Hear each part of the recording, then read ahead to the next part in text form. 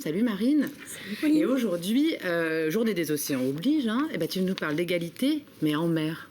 Oui, exactement, Pauline. Alors, la semaine dernière, on rencontrait les professionnels qui sont en train de créer le musée des phares à Brest, Le Signal.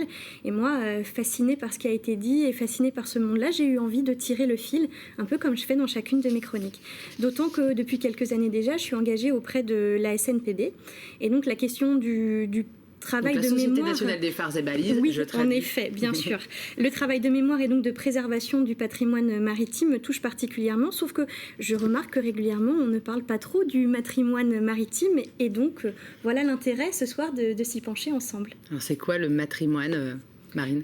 Tout le monde connaît le mot patrimoine pour le coup, or on l'a oublié, mais le latin fait bien la distinction entre ce qui est relatif à la mer, matrimonium, et ce qui est relatif au père, patrimonium. La semaine dernière, j'évoquais justement la question de l'invisibilisation des femmes dans la langue française, en comparant avec le breton qui, lui, justement, est peut-être un petit peu plus égalitaire.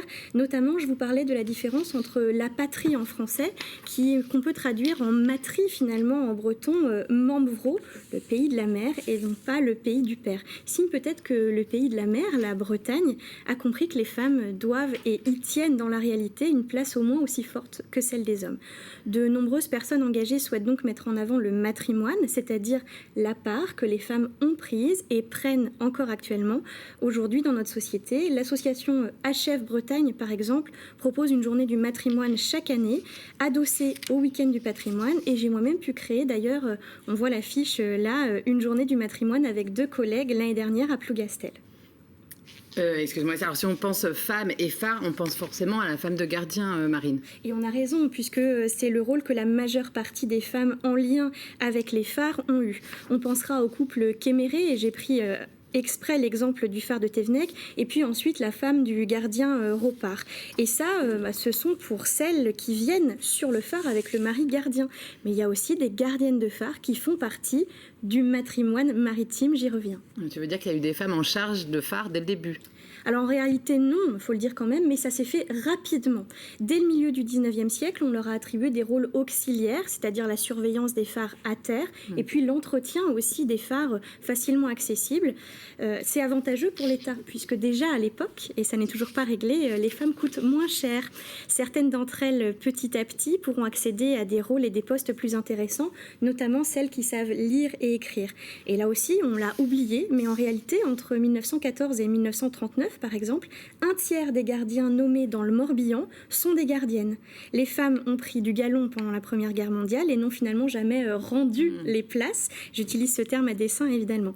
En matière de phare, on aime à penser le gardien comme cet homme solitaire, bourru, avec sa casquette et sa pipe, relevé à bout de filin comme Annie Vidicq. Personne ne pense, et c'est bien dommage, à Anne Lebaille. Cette femme multiple, oui, tout à fait, a pourtant été gardienne de phare pendant 40 ans, en même temps que sage-femme, conseillère municipale, ostréicultrice, crieuse publique, entre autres. Donc c'est pas seulement parce que les femmes étaient gardiennes de phare classées comme paradis, c'est-à-dire à terre, contrairement à ceux des enfers comme les phares de Thévenec, j'y reviens, ou Armen, c'est parce qu'elles étaient compétentes et multitâches au même titre que leurs homologues masculins. Aussi, moi ce soir, je tenais à parler de ces femmes, évidemment, elles aussi héroïques, parce que tout le monde peut s'accorder à dire que ces gardiens et gardiennes étaient forcément un peu hors normes. Je pense aussi à Marie-Périne Durand, gardienne du phare Dupan à Bréa, qui est décédée en 1965. En fin d'année, on avait eu, notamment à la radio sur France Inter, on avait pu entendre le témoignage magnifique de Marie-Paul Le Guen, ancienne gardienne du phare de Plounéour-Brignogan, à chaque fois je me trompe, qui vit toujours dans la maison gardienne, et on la voit là. Ces mots, pour parler de ce qu'était son travail, ce sont les mêmes que ceux des hommes. Tiens donc, elle parle fort et clair de la responsabilité, de celles et ceux qui gardent. On a la responsabilité des autres. Elle dit, on sait qu'il y a du monde sur l'eau. La spécificité de ces femmes, c'est qu'elles n'ont pas été que gardiennes de phare. En femmes de leur époque, en plus de leur métier-vocation, comme c'est le cas pour les hommes, elles ont tenu leur maison, comme on disait à l'époque, élevé leurs enfants.